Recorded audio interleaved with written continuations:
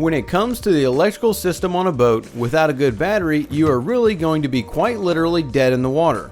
Which is why when we begin to cover the most common electrical issues you come across on a boat, it's no wonder we are starting with the most common one, being a dead battery.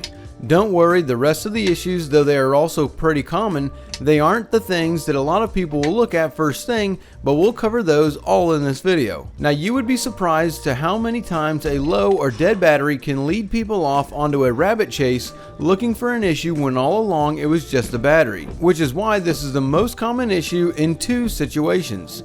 The first situation, regardless of what type of battery you have, is that a key switch or a component gets left on in the boat, or even after a heavy rain that causes the float switch to activate the bilge pump enough to drain the battery down, and we try and just hit the battery with a quick charge to try and bring it up.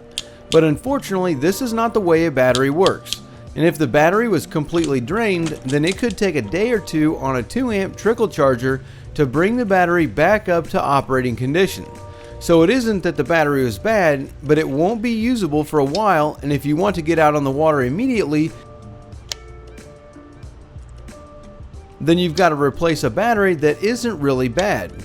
Then the second thing is more specific to the type of battery you have, being whether or not you have a maintenance or a maintenance-free battery. You see, flooded wet cell batteries are the most common batteries in boats these days, but they are a maintenance battery, and they require distilled water to occasionally be put in them. So a battery that is low on water won't take a charge properly, and it won't give you the juice that you need to run the stuff on your boat that you want to, possibly even to the point of being dead on the water. Moving on from the battery though, without getting too technical, the next electrical issue that you can commonly come across is a bad or a broken wire. There are many reasons why you can come across this issue, but usually it has to do with a portion of the wire getting a cut in the protective sheathing and allowing water to get into the wire and start to corrode and damage the wire, which keeps it from allowing the right amount of amperage to flow through the wire. We won't cover the electrical aspects of amperage and voltage and resistance here today, but interestingly enough, we will let everyone know that we are just releasing a brand new Born Again Boating Academy section to the website that includes over 80 brand new member exclusive item specific how-to videos that are arranged to be super easy to navigate through. These cover the entire electrical system that is on a boat, from the batteries to the components, as well as pretty much everything else that is on the boat. Now we are going to limit the number of members to the course here in the beginning, so if you would like to be a part of the Academy from the beginning, make sure and sign up today while we still have the access open. We have also just created a completely free Discourse community where we hope to continue the conversation of your boating issues. Seeing that we receive hundreds of emails every month, we can't respond to all of them.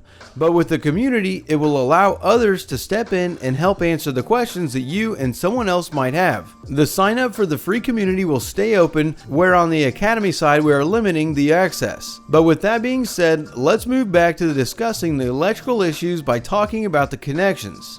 There are three extremely connection related issues that we come across all the time when working with an electrical issue on the boat. The first one is a pretty blatant issue, because this is quite simply just a loose connection. This happens more often than you might think and can happen at all kinds of different locations. Usually you will find these at 2 or more common locations though, if we are talking about the entire boat, with one of them being at the actual battery. Commonly when wing nuts are used, or there are just 46.5 terminals smashed onto the battery, or they just weren't tightened down to begin with, then the other location is on the back of the battery switch. A loose connection won't allow the amperage or the power to get to the things that you are trying to run on the boat. Then if we aren't talking about a loose connection though, we are usually talking about a corroded connection. The amount of water time that a boat sees has a direct correlation to this. Commonly, in hotter climates with year-long boating seasons, the boat is always in a humid and wet environment, which will take its toll on the connections of the electrical components on your boat. If you live in a freshwater location where the boat is only seeing maybe 20 to 30 hours of water time over a 3-month boating season, then this is less prevalent to you, and a reason why you will oftentimes find a lot more of connections where someone has used the electrical connectors that are used for the home solid copper wire electrical connections, and you can even see them coating the electrical connections with an adhesive or a sealant. Whereas a boat with a lot more water time and in a much more humid climate, this is a definite no-go. Because these locations will corrode very quickly and fail, you will find all kinds of corrosive buildup and other issues that make the connection fail. A quick side note here is going to also be that you want the least number of connections in a circuit as possible. You don't want to find, say, a bilge pump that has 6 butt connectors on the wire going to the pump. That's 6 places where you could lose the power or ground going to your pumps. The same goes for a battery cable or a wire or any other cable or wiring that you have on the boat. Because in the situation with the bilge pump, when the pump doesn't work and the boat fills up with water, that is never a situation that you want to find yourself in. Unless that is you are watching one of our other videos covering that kind of a topic. But this will get us to our last common electrical issue, being a dirty connection. You might be asking yourself, isn't that the same thing as a corroded connection? Well, sort of, but not really.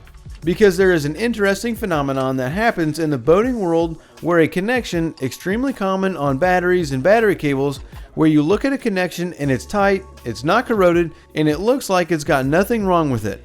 But when we get into it further, there is actually a film or a coating that has developed on the connector in the post where it is connected to.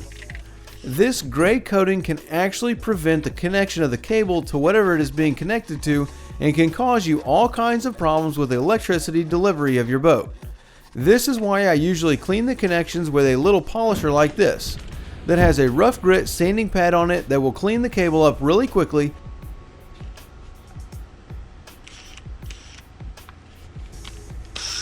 And then when putting it together, just covering it with some liquid electrical tape, depending on the location, or some battery post terminal spray that also works pretty well to prevent this issue.